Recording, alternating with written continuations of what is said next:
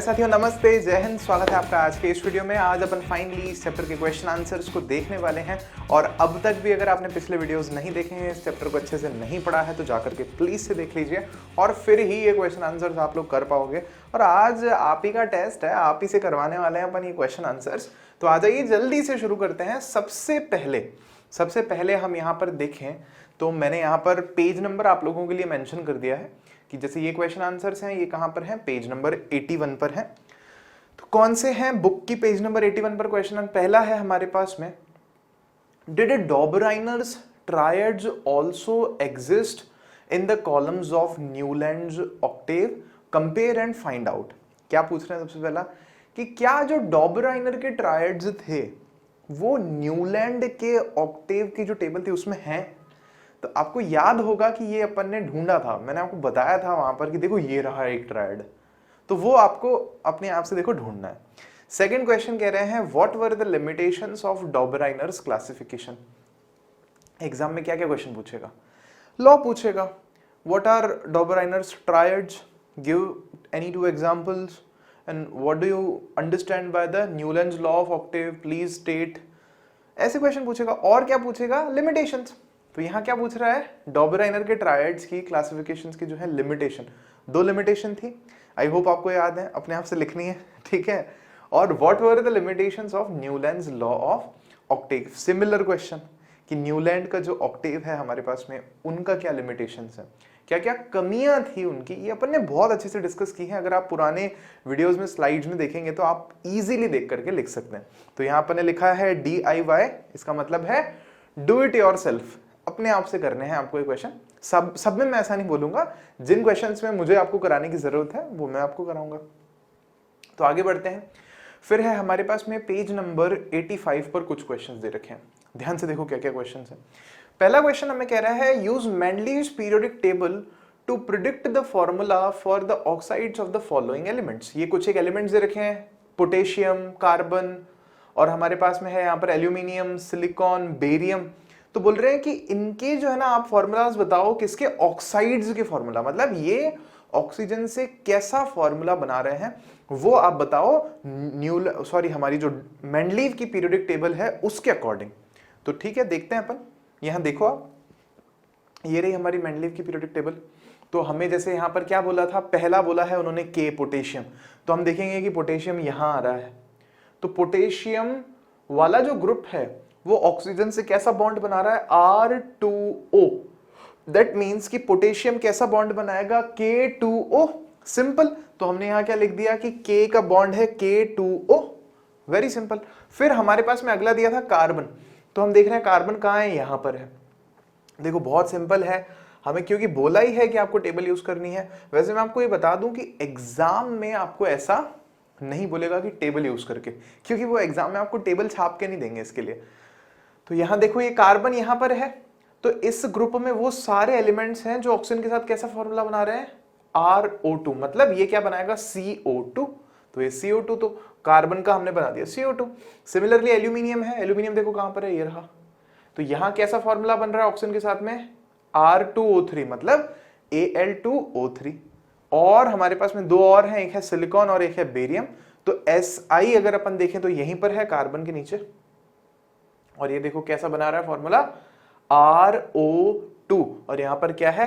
Si, जो कि क्या बनाएगा? SiO2। तो यहां पर भी हमने लिख दिया SiO2। और आपको एलिमेंट्स मैंने बोला था एटॉमिक नंबर्स 30 तक याद कर रहे हैं। और ये वाला कौन सा है? देखो यहां पर आप देखोगे ना, 11 पर सोडियम आता है, 12 पर मैग्नीशियम आता है, 13 पर एल्यूमिनियम आता है।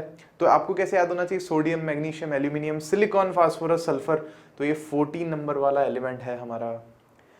आप चाहो तो वैलेंसी निकाल सकते हो, वैलेंसी निकाल करके जो 9th में हमने सीखा है वैसे करके भी फॉर्मूला बना सकते हो, लेकिन आएगा यही। लास्ट है हमारे पास में बेरियम। तो बेरियम आप देखोगे कहां पर है? तो सेकंड हमारे पास में कॉलम में नीचे है, यहां पर। इनमें कंफ्यूज मत होना, ये बेरिलियम होता है, ये बोरोन होता है। तो बेरियम का फॉर्मूला देखो कैसा बनेगा?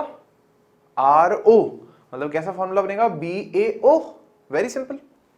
फिर इसके बाद में हम अगला क्वेश्चन देखें यहां पर, तो कह रहे हैं besides gallium which other elements have since been discovered that were left by Mendeleev in his periodic table. कह रहे हैं गैलियम के अलावा ऐसे कौन से एलिमेंट्स हैं जिनके लिए मेंडलीव ने अपनी पीरियोडिक टेबल में जगह खाली छोड़ दी थी और वो बाद में मिले, ऐसा कोई एग्जाम्पल दो। तो कह रहे हैं कोई से भी 2 एग्जाम्पल आप दे दो इसके लिए। तो वैसे तो ज्यादा एलिमेंट्स थे लेकिन कोई से भी 2 ही हमें देने को बोला है, तो हम सिंपली लिख सकते हैं जैसे गैलियम था, है ना, और उसके अलावा हमारे पास में स्कैंडियम था और हमारे पास में जर्मेनियम था। तो स्कैंडियम और जर्मेनियम Ne2 का एग्जाम्पल हो गया हमारे पास में। देखो यहाँ पर जर्मेनियम एंड स्कैंडियम लिख दिया अपन ने, are the elements which were left by Mendeleev in his periodic table and which were discovered afterwards, later. फिर इसके बाद में अगर हम देखें थर्ड क्वेश्चन, तो थर्ड क्वेश्चन है what were the criteria used by Mendeleev in creating his periodic table? Mendeleev ने periodic table जब बनाई तो क्या बेस क्या रखा? तो जो बाकी साइंटिस्ट थे उन्होंने क्या रखा था बेस, जो था उनका बेसिस था कि आप एलिमेंट्स को इंक्रीजिंग एटॉमिक मास के ऑर्डर में जो है अरेंज कर दो, और फिर वो कहते हैं कि ट्रायड्स बना लो या ऑक्टेव बना लेते हैं। लेकिन यहां पर क्या कह रहे हैं हमें कि मेंडलीव का क्राइटेरिया क्या था? तो देखो इसका आंसर बहुत सिंपल है, बहुत ही अच्छा आंसर है कि अमॉन्ग केमिकल प्रॉपर्टीज, हम दोनों प्रॉपर्टीज के लिए बात कर रहे हैं। जब हम केमिकल प्रॉपर्टीज की बात कर रहे हैं तो मेंडलीव ने किस पर कंसंट्रेट किया था? ऑक्साइड्स पर और हाइड्राइड्स पर। मतलब कि जो भी एलिमेंट है वो ऑक्सीजन से किस तरह का बॉन्ड बना रहा है और हाइड्रोजन से किस तरह का बॉन्ड बना रहा है, केमिकल प्रॉपर्टीज के बेसिस पर ये था क्राइटेरिया। और जो फिजिकल प्रॉपर्टीज हैं उसके लिए क्राइटेरिया क्या है हमारे पास में? एटॉमिक मास के इंक्रीजिंग ऑर्डर में। देखो यहां यही लिखा है हमने, among physical properties he observed the relationship between the atomic masses of various elements while creating his periodic table. और केमिकल प्रॉपर्टीज के लिए हमने क्या लिखा है? Concentrated on various compounds formed by elements with hydrogen and oxygen. बस यही बातें आपको 2 वहां पर बतानी है अगर आपसे एग्जाम में ऐसा क्वेश्चन पूछा जाता है तो। फिर इसके बाद एक और क्वेश्चन है यहां पर हमारे पास इसी पेज पर, Why do you think the noble gases are placed in a separate group? उनको सेपरेट ग्रुप में क्यों रखा? भाई मेंडलीव की जो पीरियोडिक टेबल थी ना उसमें तो थी नहीं, क्योंकि उस वक्त मिली ही नहीं थी हमें नोबल गैसेस। बाद में क्या किया, उनको हमने सेपरेट ग्रुप में रख दिया। अब ऐसा क्यों किया? तो उसका रीजन क्या है? देखो इसमें तो दिखा नहीं रखा, वो जो हमारे पास में मेंडलीव की पीरियोडिक टेबल में जो हमने बाद में वो रखी थी हमारी कौन सी एलिमेंट्स, नोबल गैसेस, तो बाद में हमने यहाँ पर एक 0 ग्रुप बना दिया था और यहाँ पर उन सबको जमा दिया था। अच्छा ऐसा क्यों किया था? तो उसका रीजन देखो यहाँ बहुत सिंपल अपन ने लिखा है, noble gases are placed in a separate group because of their inert nature. पहली बात क्या है, उनका नेचर कैसा है? इनर्ट है, सारी की सारी एक जैसी हैं, सारी की सारी किसी से रिएक्शन ही नहीं करती, इनर्ट नेचर। और फिर दूसरा कह रहे हैं एंड लो कंसंट्रेशन।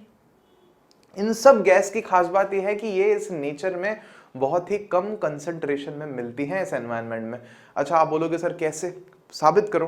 अरे आप पढ़ चुके हो ना पहले, अपने एटमॉस्फेयर में सबसे ज्यादा गैस कौन सी है? यहाँ पर नीचे अर्थ के आसपास में सबसे ज्यादा 78% हमारे पास नाइट्रोजन है, ठीक है, और वो भी N2 गैस है। फिर उसके बाद में हमारे पास में और कौन सी गैस है? हमारे पास में 21% के अराउंड ऑक्सीजन है, और फिर कुछ 0.03% कार्बन डाइऑक्साइड होती है, और बाकी अदर गैसेस होती है। लगभग 1% में ही सब कुछ आ जाता है। तो आप सोच रहे हो, देखो 1% में हीलियम भी है, नियॉन भी है, जिनॉन भी है, रेडॉन भी है, बहुत कम हो गई ना वो, ऐसा कहना चाह रहे हैं। फिर इन आवर एटमॉस्फेयर, फिर उसके बाद कह रहे हैं they are kept in a separate group called 0 group so that they do not disturb the arrangement, existing arrangement of periodic table. जो किनकी पीरियोडिक टेबल थी? मेंडलीव की पीरियोडिक टेबल, वो डिस्टर्ब ना हो, इसलिए इन सारी गैसेस को हमने उठा के एक ही कॉलम में रख दिया, बात ही खत्म कर दी। Got it? फिर बढ़ते हैं चलो आगे। तो आगे है हमारे पास में, how could the modern periodic table remove various anomalies of Mendeleev's periodic table. तो ये आगे की क्वेश्चन है हमारे पास, पेज नंबर 90 की क्वेश्चन यहां लिखा है। तो क्या कह रहे हैं हमारे पास में, जो मॉडर्न पीरियोडिक टेबल है उसने कैसे मेंडलीव की पीरियोडिक टेबल में जो कमियां थी उनको दूर कर दिया। तो बहुत सिंपल है, अपन पढ़ चुके हैं। देखो मॉडर्न पीरियोडिक टेबल में ये 3 पॉइंट्स में अपन इसको कंपेयर करके बता रहे हैं।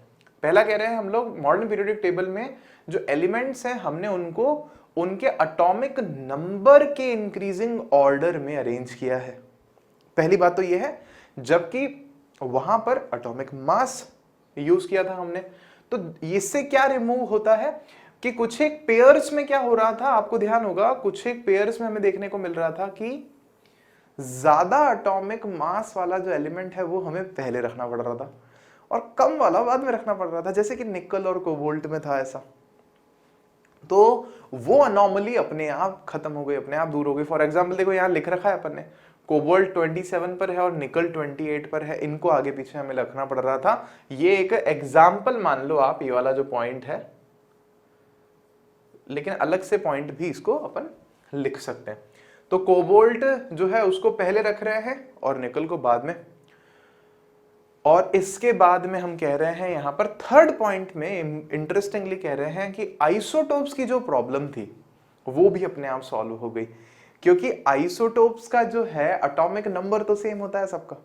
तो क्योंकि अब हम आइसोटोप्स को एटॉमिक, सारे एलिमेंट्स को ही हम एटॉमिक नंबर के इंक्रीजिंग सीक्वेंस में जमा रहे हैं, तो अगर किसी का भी एटॉमिक नंबर सेम है आइसोटोप्स का, तो वो तो सारे वैसे ही एक ही ग्रुप में आ जाएंगे, वो सॉरी एक ही ब्लॉक में आ जाएंगे। जैसे क्लोरीन 35 क्लोरीन 37 को अलग अलग जगह देने की जरूरत नहीं है, वो एक ही जगह आ जाएंगे, क्योंकि मास के हिसाब से तो अपन अरेंज ही नहीं कर रहे वैसे भी। ये है क्वेश्चन, बहुत सिंपल है। फिर इसके बाद में आप देखोगे second question, name two elements you would expect to show chemical reactions similar to magnesium, what is the basis for your choice. कह रहा है आप ऐसे दो हमें एलिमेंट्स का नाम बताओ जो केमिकल प्रॉपर्टीज किसके जैसी दिखाएंगे, मैग्नीशियम के जैसी।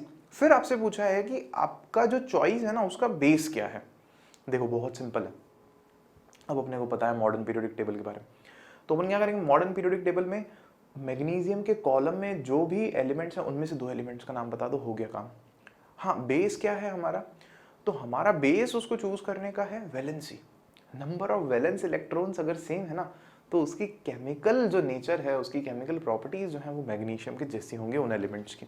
तो देखो यहाँ पर कैल्शियम और बेरिलियम को हमने चूज कर लिया है यहाँ पर, और क्या कह रहे हैं हम लोग, ये सिमिलर है मैग्नीशियम के, क्यों, क्योंकि ये जो तीनों एलिमेंट्स हैं ये बिलोंग करते हैं सेम ग्रुप में। देखो यहाँ लिखा है अपन ने सेम ग्रुप में, और क्या है इनके पास में, and have two valence electrons in their outer shell. बहुत सिंपल सी बात है। देखो मैं आपको फिर कह रहा हूं, एक बार अगर आपको लॉजिक समझ में आ गया ना, एक नंबर नहीं कट सकता साइंस की बुक में।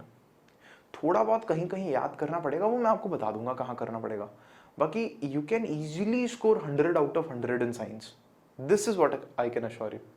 तो फिर देखो आगे, अब है हमारे पास में क्वेश्चन नंबर थर्ड। ये क्वेश्चन नंबर थर्ड अपन को यही करना है, इसका सॉल्यूशन नहीं है, आगे यही कर रहे हैं अपन। देखो, name 3 elements that have a single electron in outer most shells. 3 elements का नाम बताना है जिनके सबसे बाहर वाले शेल में, आउटर मोस्ट शेल में कितना इलेक्ट्रॉन है, एक इलेक्ट्रॉन है। तो पहले ग्रुप से आप कुछ भी बता दो, जैसे हाइड्रोजन हो गया, सोडियम हो गया, और फिर उसके बाद ये मान लीजिए लिथियम हो गया। जैसे हाइड्रोजन, लिथियम, सोडियम, फिर पोटेशियम है हमारे पास में। इन सब में, क्योंकि ये फर्स्ट ग्रुप में आ रहा है, तो इनके आउटर मोस्ट शेल में एक ही इलेक्ट्रॉन है, यही पूछा है हमसे। फिर कह रहा है हमें 2 elements that have 2 electrons in their outermost shell. 2 ऐसे एलिमेंट्स के नाम बताओ जिनके आउटर मोस्ट शेल में केवल 2 ही इलेक्ट्रॉन्स हमारे पास में है। बहुत सिंपल है, बात कर लेते हैं। जैसे मान लीजिए अपन एक तो हीलियम की बात कर सकते हैं अगर अपन चाहें तो, और उसके अलावा अगर अपन चाहें तो यहाँ पर बता सकते हैं जैसे सेकंड जो ग्रुप है हमारे पास में, क्योंकि उन सब की वैलेंसी 2 है, उनके पास में 2 ही इलेक्ट्रॉन्स होते हैं। बेरिलियम है, बोरोन है, बेरिलियम है हमारे पास में, और साथ ही साथ में फिर अगर और भी बताने हो तो हम मैग्नीशियम भी बता सकते हैं, और उस ग्रुप में सेकंड ग्रुप में जो भी आते हैं उनको हम बता सकते हैं। इनके आउटर मोस्ट में 2 ही इलेक्ट्रॉन्स होते हैं। फिर पूछा हमसे 3 elements with field outer most shells. 3 ऐसे एलिमेंट्स के नाम बताइए जिनका आउटर मोस्ट जो ऑर्बिट है वो फुल भरा हुआ है। तो लास्ट वाला आप ले लो कॉलम, हीलियम ले सकते हो, नियॉन ले सकते हो, आर्गन ले सकते हो, और ऐसे क्रिप्टॉन, ज़ेनॉन, रेडॉन भी आप चाहो तो ले सकते हो। सिंपल सी बात है, सिंपल क्वेश्चन है। ऐसे क्वेश्चन एग्जाम में पूछे जाते हैं, और प्लीज इसमें मार्क्स मत कटने देना, थोड़ा सा पीरियोडिक टेबल का आइडिया रखना। एक अपन वीडियो लेंगे जिसमें मैं आपको बेसिक तरह से पीरियोडिक टेबल को याद करना सिखा दूंगा, जितनी हमारे काम की ट्रिक्स बता दूंगा मैं उसके लिए आपको। चलो देखो अभी आगे। फिर इसके बाद हम कह रहे हैं यहाँ पर fourth question, lithium, sodium, potassium ये सारे मेटल्स हैं जो कि पानी से रिएक्शन करते हैं और हाइड्रोजन गैस बनाते हैं रिएक्शन करके। Is there any similarity in the atoms of these elements? ये जो भी एलिमेंट्स हैं हमारे पास में, लिथियम, सोडियम और पोटेशियम, इनमें कोई सिमिलैरिटी है क्या? है, आपको भी पता है, बहुत अच्छे से पता है।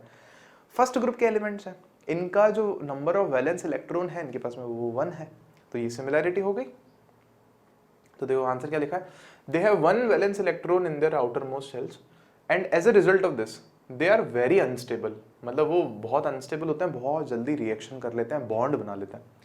सो they readily react with water to liberate hydrogen gas, they are also called alkali metals. ये आपको याद रखना है, इनको हम लोग एल्कलाई मेटल्स बोलते हैं। क्यों बोलते हैं?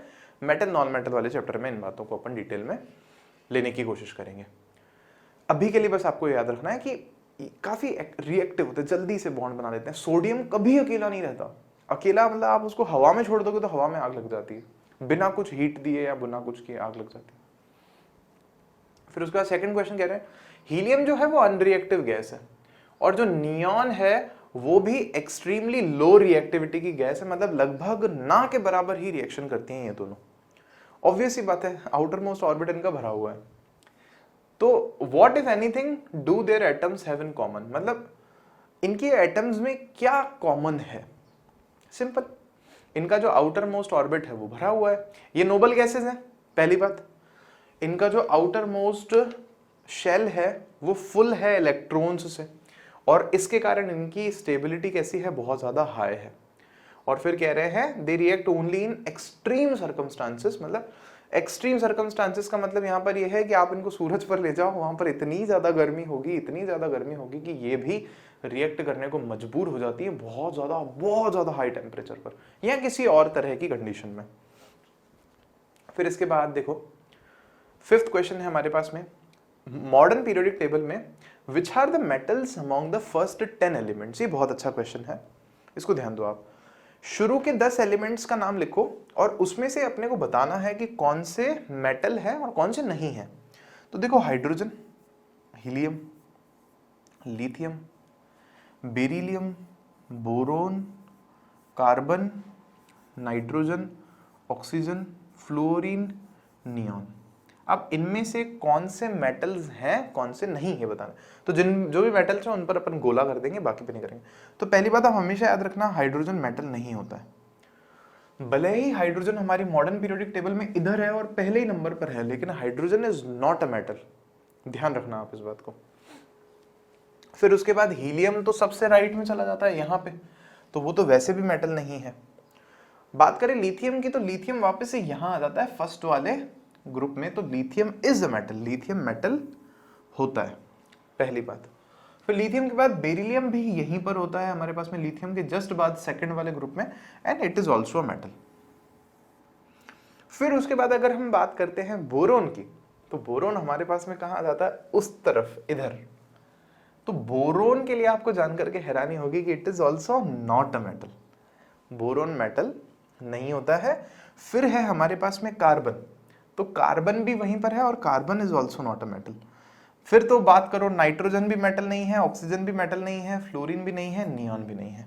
सो there are only 2 metals in the first 10 elements of our periodic table. फिर बढ़ते हैं आगे ये था हमारा 5th क्वेश्चन, ये रहा हमारा 6th क्वेश्चन। ये कह रहा है हमें, by considering their position in the periodic table which one of the following elements would you expect to have maximum metallic characteristics? कह रहे हैं ये एलिमेंट्स हैं आपके पास में, गैलियम है, जर्मेनियम है, आर्सेनिक है और सेल्यूरियम है हमारे पास में, और एक ये बेरिलियम है हमारे पास में। तो ये आप ले लो एलिमेंट्स, इनमें से सबसे ज्यादा मेटेलिक नेचर में कौन होगा? तो देखते हैं एक बार यहाँ पर, यहाँ देखो चलो,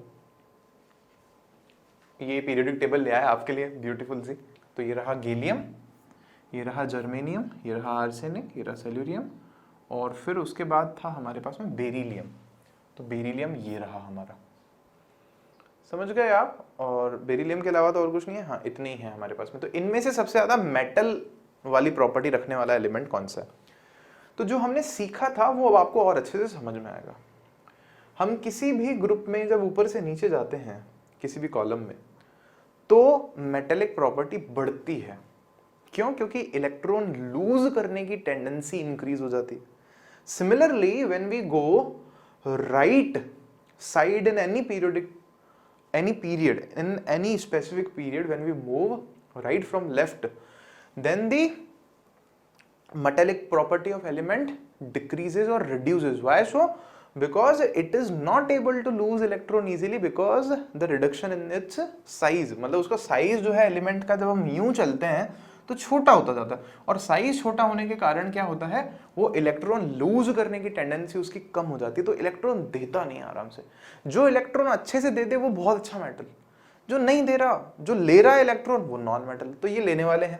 तो आप यहाँ देखोगे ना, ये हमारे पास में नॉन मेटल है, ये वाला कलर जो है, ये जो है, और ये जो है, these are all non metals. और मेटलॉइड्स हैं हमारे पास में ये वाले। तो ऑब्वियसली बात है मेटेलिक प्रॉपर्टी तो कम ही है, because they are metalloids, metals नहीं है। अच्छा, मेटल्स कौन से हैं वो देखें अगर अपन, तो हमें देखने को मिल रहा है यहाँ पर ये गैलियम इज अ मेटल, ये एक मेटल है, और बेरिलियम इज ऑल्सो मेटल। और अभी आपको जान करके थोड़ी और हैरानी होगी, हमने बोला था कि this is not a metal, ये जो बोरोन है ये मेटल नहीं है। अभी पीछे वाले क्वेश्चंस में देखा था अपन ने, तो देखो ये एक मेटलॉइड जैसे नेचर रखता है, इट्स नॉट अ मेटल। तो मेटल कौन से हैं? इन सब में हमारे पास में एक है बेरिलियम और एक है गैलियम। अब हमें इन दोनों में डिसाइड करना है कि कौन ज्यादा बेहतर मेटल है। तो देखो हमने आंसर क्या लिखा है, Be और जो गैलियम है are expected to be most metallic. जितने भी हमें एलिमेंट्स दिए हैं उन सब में सबसे ज्यादा मेटेलिक प्रॉपर्टीज किसकी हैं? बेरिलियम की और गैलियम की। फिर कह रहे हैं आउट ऑफ इन दोनों gallium is bigger in size, जो गैलियम है वो साइज में बहुत बड़ा है और उसकी टेंडेंसी बहुत ज्यादा है इलेक्ट्रॉन्स लूज करने की। किससे ज्यादा है? बेरिलियम से ज्यादा है, क्योंकि साइज बड़ा है तो वो इजीली इलेक्ट्रॉन्स डोनेट कर देता है। And this is a reason जो गैलियम है हमारा वो एक ज्यादा अच्छा मेटल है इन सब में जितने भी एलिमेंट्स हमें लिख करके दिए गए हैं। सिंपल, इजी, पूरा ध्यान यहां रखना। और भी क्वेश्चंस करने हैं अपने को। तो अब हम फाइनली आ गए हैं एक्सरसाइज पर। एक्सरसाइज में अराउंड हमारे पास में 10 क्वेश्चंस हैं, so will see, will do it quite fast. ये ऑब्जेक्टिव है, which of the following statement is not a correct statement about the trends when going from left to right across the periods of a periodic table. कौन सा statement सही नहीं है चारों में से, हमें वो बताना है। और वो भी कब? जब हम पीरियोडिक टेबल में लेफ्ट से राइट जा रहे हैं। तो पहला है these elements become less metallic in nature, तो ये तो सही है, मेटेलिक प्रॉपर्टी कम हो जाती है जब हम राइट पे जाते हैं। तो the number of valence electrons increases, जो वैलेंस इलेक्ट्रॉन्स का नंबर है वो बढ़ता है। सही बात है, एक एक करके इलेक्ट्रॉन बढ़ता जाता है जब हम राइट जाते हैं। तो the atoms lose their electrons more easily, ये गलत दे रखा है। देखो राइट जाते हो तो इजीली लूज नहीं करते इलेक्ट्रॉन, नीचे जाते हो तो करते हैं, तो ये गलत है। The oxide become more acidic, ये सही है। बाकी ये ऑक्साइड्स एसिडिक होते हैं, ये दरअसल मेटल नॉन मेटल वाले चैप्टर का स्टेटमेंट है। जब उस चैप्टर को हम पढ़ेंगे तो अच्छे से आपको समझ में आ जाएगा। Second question, element X forms a chloride with the formula XCl2। ये फॉर्मूला गलत लिख दिया गया है यहाँ पे, ये 2 नीचे आएगा, ठीक है, फॉर्मूला में ऊपर नहीं आएगा। Which is a solid with a high melting point, X would most likely be in the same group of the periodic table। तो एक कोई हमारे पास में X मेटल है मान लो, वो क्या बना रहा है? फॉर्मूला XCl2 बना रहा है। तो अभी कह रहे हैं कि X इनमें से किसके जैसा होगा? तो देखो वैलेंसी से ही हमें जज करना है। अगर हम बात करें Na की, तो NaCl से NaCl बनाता है, NaCl2 नहीं बनाता, तो वो नहीं होगा। AlCl3 बनता है, और Si का भी छोड़ते हैं, लेकिन यहां पर मैग्नीशियम जो है ना, उससे फॉर्मूला क्या बनता है? MgCl2। आई बात आपको समझ में? तो मैग्नीशियम और ये जो भी X हमें एलिमेंट कह रहे हैं वो एक ही हमारे पास में ग्रुप में है, तो इसलिए हमने आंसर कह दिया कि ये मैग्नीशियम के जैसा होगा X एलिमेंट जो है। क्यों? क्योंकि दोनों का फॉर्मूला सेम बनता है।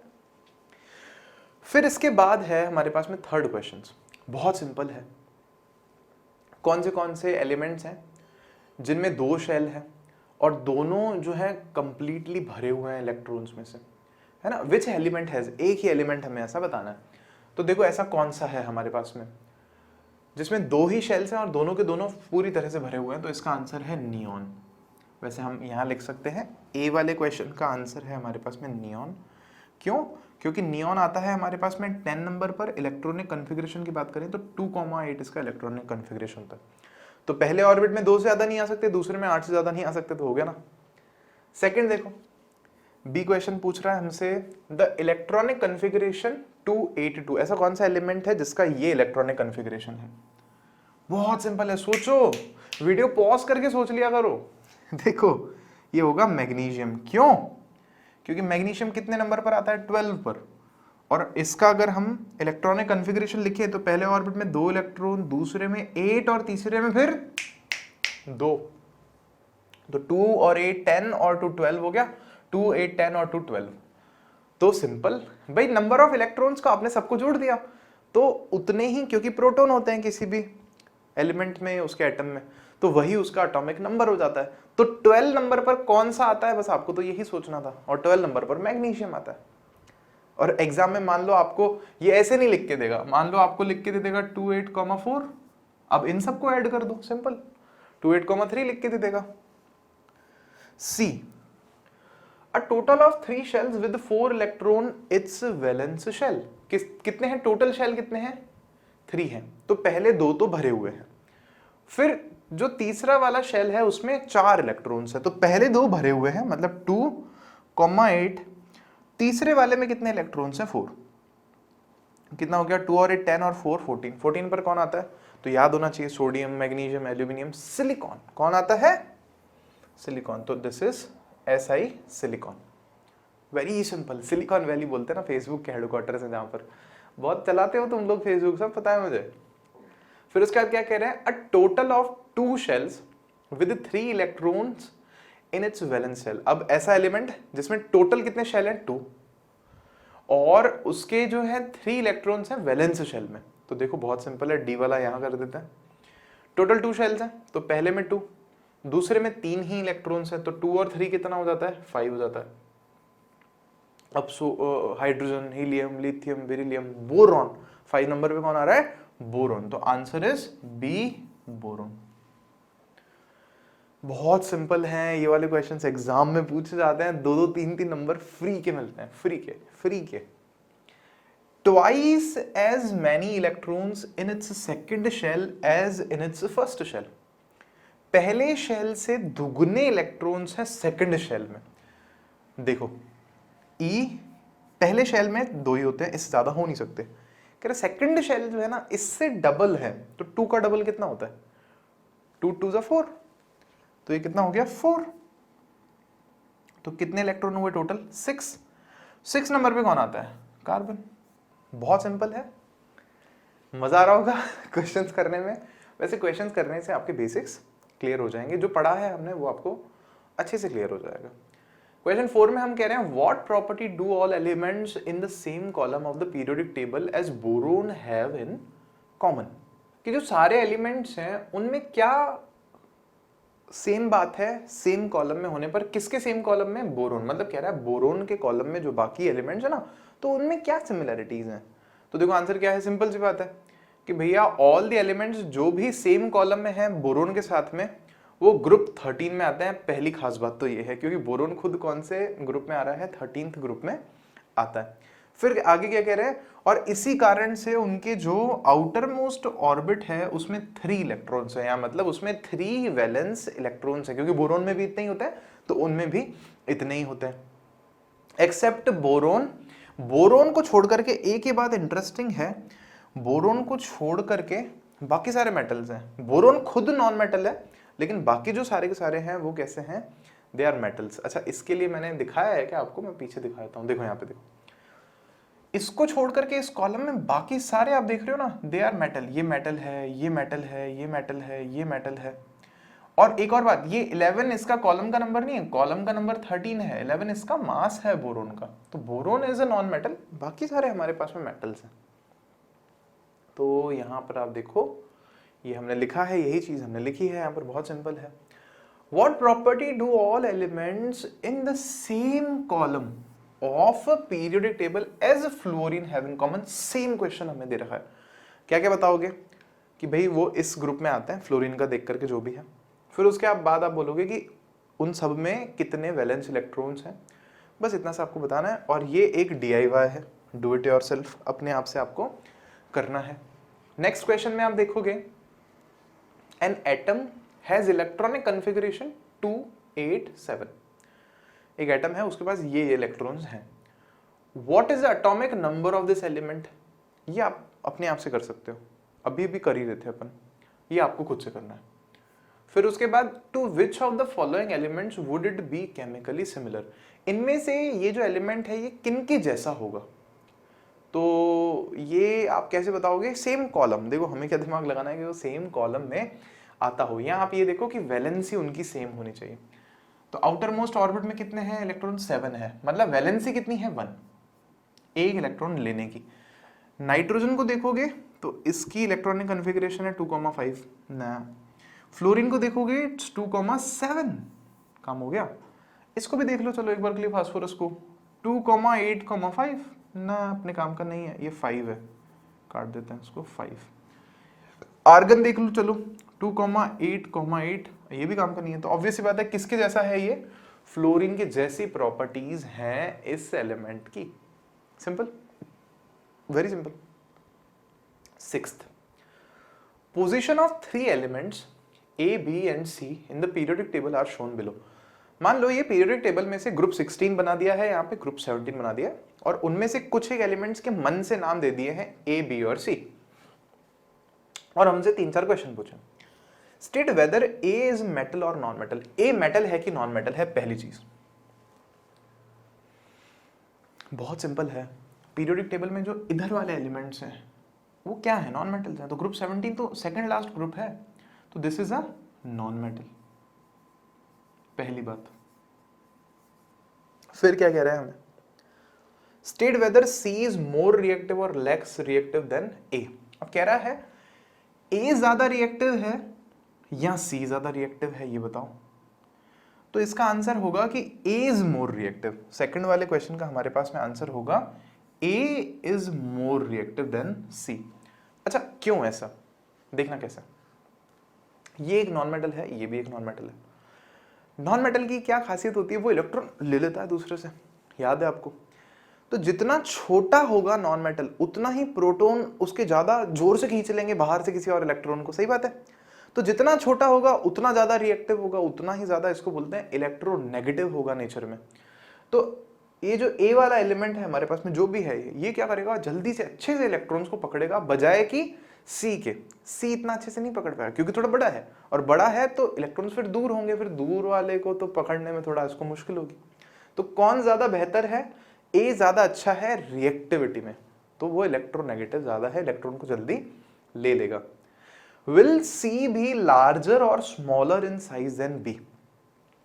C बड़ा है कि B बड़ा है? तो इसका आंसर बहुत सिंपल है, यूं जाते हैं तो साइज छोटा होता जाता है, तो C छोटा है, तो यहां हम क्या बोलेंगे? B जो है हमारा वो बड़ा है C से साइज में। यही पूछा है हमसे, C बड़ा होगा या छोटा होगा बताओ? तो हमने कह दिया कि B बड़ा होगा, C छोटा होगा। ये वो है मैथमेटिक्स वाला सिंबल, ठीक है ना, ग्रेटर देन वाला। फिर क्या है हमारे पास में? Which type of ion, cation और anion will be formed by element A? जो एलिमेंट A है ये वाला, ये क्या फॉर्म करेगा? कैटायन फॉर्म करेगा या एनायन फॉर्म करेगा, ये बताना है हमें। अच्छा, ये कैटायन एनायन क्या है वो सुन लो। जो हमारे पास में मतलब पूरा वैसे तो बेसिक है, लेकिन मैं आपको इन शॉर्ट बताता हूं अभी। तो हमारे पास में ये जो एनायन है ये दरअसल माइनस वाला होता है, नेगेटिव चार्ज वाला, और जो कैटायन है हमारे पास में वो कैसा होता है? पॉजिटिव चार्ज वाला। कहने का क्या मतलब है? ये जो एलिमेंट है ये क्या करता है? इलेक्ट्रॉन ले लेते हैं ये वाले इलेक्ट्रॉन्स, और इन पर चार्ज कैसा आता है? माइनस चार्ज आता है। तो माइनस वाला क्या है हमारे पास में? एनायन। तो ये क्या फॉर्म करेगा? एलिमेंट A एक एनायन फॉर्म करेगा। इसके बारे में डिटेल्स अपन और भी बाद में समझेंगे अगले चैप्टर्स में। सिंपल क्वेश्चन है ये, बहुत ही इंटरेस्टिंग क्वेश्चन है, क्योंकि ये समझ नहीं आता कि अरे क्या पूछ रहा है ये। लॉजिक लगाना है आपको। यहाँ रटने वाली जो वो है ना अपनी टेंडेंसी वो काम नहीं आएगी। You have to apply brain, खाली खाली नहीं करना है इस माले को। फिर उसके बाद क्या कह रहे हैं, 7th क्वेश्चन, आंसर भी लिख ही दिया अपन ने। नाइट्रोजन जिसका एटॉमिक नंबर 7 है, फॉस्फोरस जिसका एटॉमिक नंबर 15 है, वो ग्रुप 15 में आते हैं दोनों पीरियोडिक टेबल में। और right the electronic configuration of these two elements, ये तो अपन आप खुद से भी कर सकते हो। तो ये फर्स्ट पार्ट जो है इसका वो मान लीजिए आप DIY है, आपको अपने आप से करना है, बहुत सिंपल है।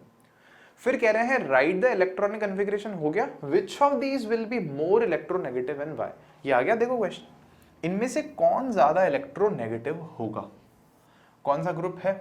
ये हमारे पास बोला है कि ये दोनों जो है हमारे पास में 15th ग्रुप में आते हैं। और क्या है सीक्वेंस हमारे पास में, नाइट्रोजन है और फॉस्फोरस है। तो नाइट्रोजन है, फॉस्फोरस है, इस तरह से आते हैं। तो अब ऑब्वियस है कि ये क्योंकि ज्यादा छोटा होगा तो ये ज्यादा इलेक्ट्रोनेगेटिव होगा, मतलब ज्यादा इलेक्ट्रॉन्स को आसानी से अपनी तरफ खींच लेगा। तो देखो आंसर में ये लिखा है, on moving a down a group in the periodic table the number of shell increases, सही बात है। Due to this valence electrons move away from the nucleus, जो वैलेंस इलेक्ट्रॉन्स है बाहर वाले वो न्यूक्लियस से दूर चले जाते हैं। This causes the decrease in the tendency to attract electrons, अभी वो दूर चले गए इलेक्ट्रॉन्स और नए वालों को खींचने की टेंडेंसी कम हो गई है। और ऐसा होने से इलेक्ट्रोनेगेटिविटी जो है हमारे पास में वो कम हो जाती है। ऊपर से जब हम नीचे जाते हैं तो इलेक्ट्रोनेगेटिविटी कम हो जाती है। डज, इसीलिए नाइट्रोजन जो है वो ज्यादा इलेक्ट्रोनेगेटिव है, किससे, फॉस्फोरस से। सिंपल है, एकदम बच्चों की तरह समझना है, कोई टेंशन कोई लोड हमें यहाँ पर नहीं लेना है। ये क्वेश्चन छोटा कैसे हो गया, मैंने तो बड़ा डाला था यहाँ पे। अच्छा यहाँ पर भी है, यहाँ पर भी, दो जगह आ गया, कोई बात नहीं। How does the electronic configuration of an atom relate to its position in the modern periodic table. क्या कह रहे हैं हम लोग यहाँ पर, जो इलेक्ट्रॉनिक कन्फिगरेशन है किसी एटम की, वो मॉडर्न पीरियोडिक टेबल में उसकी पोजीशन से कैसे रिलेट करती है। तो आंसर देखो हमारे पास में क्या है, the number of valence electron जो है ना वो डिसाइड करता है कि एक एटम कहां पर होगा मॉडर्न पीरियोडिक टेबल में। क्योंकि अगर उसके पास 1 वैलेंस इलेक्ट्रॉन है तो पहले ग्रुप में है, 2 है तो दूसरे ग्रुप में है, 3 है तो फिर आगे है, 4 है तो फिर आगे है, 5 है तो ऐसे ऐसे करके आगे है वो। और जबकि इसका जो भी एटम है उसका इलेक्ट्रॉनिक कन्फिगरेशन हमें कैसे पता चलता है, तो वो हमें उसमें नंबर ऑफ वैलेंस इलेक्ट्रॉन्स कितने हैं उससे हम पता लगाते हैं कि उसका इलेक्ट्रॉनिक कन्फिगरेशन, मतलब कहने का मतलब इलेक्ट्रॉनिक कन्फिगरेशन लिख लेते हैं तो हमें पता चल जाता है कि वैलेंस इलेक्ट्रॉन्स उसमें कितने हैं। सिंपल सी बात है, क्योंकि जमाया ही इस तरह से है अपन ने नई पीरियोडिक टेबल में एलिमेंट्स को। ठीक है, कहीं कहीं हो सकता है आपको लगे कि हम थोड़ा सा जल्दी जा रहे हैं, लेकिन आप वीडियो रोक सकते हैं, पीछे कर सकते हैं, वापस से इसको वापस से सुन सकते हैं। ये जो आंसर्स मैं लिख रहा हूँ उनको एक बार पढ़ें, क्वेश्चन को एक बार अच्छे से पढ़ें और क्लासेस को अच्छे से अटेंड करेंगे तो आपको ईजिली सब कुछ समझ में आ जाएगा। क्वेश्चन 9 हमें कह रहा है, इन the modern periodic table calcium is surrounded by elements with atomic numbers 12, 19, 21 and 38। मतलब कैल्शियम के चारों तरफ ये वाले एलिमेंट्स हैं। मतलब कैल्शियम है मान लो एक, तो कैल्शियम कितने नंबर पर आता है, 20 पर आता है, तो 19 वाला नंबर वाला यहाँ होगा, 19, 20, 21 वाला यहाँ होगा। फिर बचे कितने हमारे पास में, 19, 20, 12 है और 38 है। ऑब्वियस सी बात है 12 वाला हमारे पास में यहाँ होगा, 38 वाला हमारे पास में यहाँ होगा। तो ये कह रहा है which of these have physical and chemical properties resembling calcium. तो इनमें से कौन सा सिमिलर प्रॉपर्टीज रखता है। देखो बहुत सिंपल है, कैल्शियम ये एक ही ग्रुप में हो गए सारे के सारे, तो ये तीनों की केमिकल और फिजिकल प्रॉपर्टीज कैसी होगी, सेम होगी। वैलेंसी सेम है, फिजिकल प्रॉपर्टी सेम होगी, केमिकल प्रॉपर्टी सेम होगी, बस सिंपल है। देखो लॉजिक है और कुछ भी नहीं है, सेम चीज को हम बार बार किए जा रहे हैं। 10th क्वेश्चन यहाँ भी है, यहाँ भी है। तो देखो 10th क्वेश्चन क्या है, वाओ स्लाइड खत्म, लास्ट क्वेश्चन। हमें कंपेयर करके बताना है और डिफरेंसेस दिखाने हैं अरेंजमेंट्स ऑफ एलिमेंट्स जो मैंडलीव की पीरियोडिक टेबल है उसमें और जो मॉडर्न पीरियोडिक टेबल है उसमें। तो ये वाला क्वेश्चन भी DIY है, आपको खुद से करना है, मैं बता रहा हूँ कैसे करना है। आप एग्जाम में अगर ऐसा क्वेश्चन आता है तो मान लो आप लिखोगे ओके आंसर ऐसे करके, आप यहाँ पर एक टेबल बनाओगे, इधर आप लिखोगे मेंडलीव्स, पूरा लिखना है, पीरियोडिक टेबल, और यहां पर आप लिख लोगे मान लो मॉडर्न पीरियोडिक टेबल, और बीच में लाइन खींच के डिवाइड कर दोगे, और इधर आप प्रॉपर्टीज लिखना शुरू करोगे। तो पहले मान लो आप लिख दोगे कि जैसे मेंडलीव की पीरियोडिक टेबल में हमारे पास में कॉलम्स और रोज कितने हैं, रोज है हमारे पास में 7, कॉलम्स है हमारे पास में 8, यहाँ आप लिख कर बता दोगे। यहाँ पर भी आप सेम करोगे काम कि इसमें जो रोज है हमारे पास में वो पीरियड जो है 7 है, जो कॉलम्स है वो 18 है, लिख दोगे तो एक डिफरेंस होगी। फिर आप क्या लिखोगे सेकंड में, आप और लिख सकते हो कि the basis of this periodic table, creating of this periodic table is considered to be increasing atomic mass. यहाँ ऐसा लिख सकते हो, here in this periodic table the elements are arranged in their increasing atomic mass. यहाँ आप क्या लिखोगे, here elements are arranged in their increasing atomic number. Simple हो गया ना, कंट्रास्ट डिफरेंस। अच्छा फिर और क्या लिखोगे, फिर यहाँ पर आप जो है लिख सकते हो कि मेंडलीव की पीरियोडिक टेबल का लॉ क्या था, यहाँ जिसको बोलते हैं ना मेंडलीव्स पीरियोडिक लॉ, तो यहाँ पर आप मेंडलीव्स पीरियोडिक लॉ लिख दो, यहाँ पर आप मॉडर्न पीरियोडिक लॉ लिख दोगे। क्लियर हुई आपको ये वाली बात? बस अलग अलग चीजें क्या हैं दोनों की पीरियोडिक टेबल में, वो हमें यहाँ पर जमानी है। अच्छा और भी क्या लिख सकते हो, इसमें एक छोटा डिफरेंस ये भी आप लिख सकते हो, आपने नोटिस किया होगा मेंडलीव की पीरियोडिक टेबल में जो रोज है हमारे पास में, उनको सब रोज में डिवाइड किया हुआ है, फर्स्ट सीरीज सेकंड सीरीज, ऐसा देखा है आपने, आप पीछे जाके देख लेना अपनी बुक में जो दे रखी है। मेंडलीव की पीरियोडिक टेबल में जो पीरियड है ना, उनको अंदर भी 2 में डिवाइड कर रखा है, फर्स्ट सीरीज और सेकंड सीरीज में, जबकि मॉडर्न पीरियोडिक टेबल में ऐसा कुछ भी नहीं कर रखा है। मॉडर्न में एक है तो रो, फिर वो एक ही रो है, बात खत्म। तो ये 4 भी अगर आप डिफरेंस लिख देंगे तो it is more than enough, it's quite sufficient. तो प्यारे साथियों, थैंक यू सो मच इतना शांति से अपनी क्लास अटेंड करने के लिए, बने रहने के लिए अंत तक और पूरा लेक्चर देखने तक। और अब भी अगर आपको कोई क्वेश्चंस हैं, क्वेरीज हैं, तो वो आप हम तक पहुंचा सकते हो, और जो है स्कूल में भी आप उनको कंसल्ट कर सकते हो, डिस्कस कर सकते हो, अपने फ्रेंड्स के साथ में डिस्कस कर सकते हो। तो पढ़िए, सेफ रहिए इस कोविड टाइम पीरियड में, और अपन मिलते हैं अब जल्दी से एक नए नेक्स्ट चैप्टर में। चलिए bye bye, thank you so much.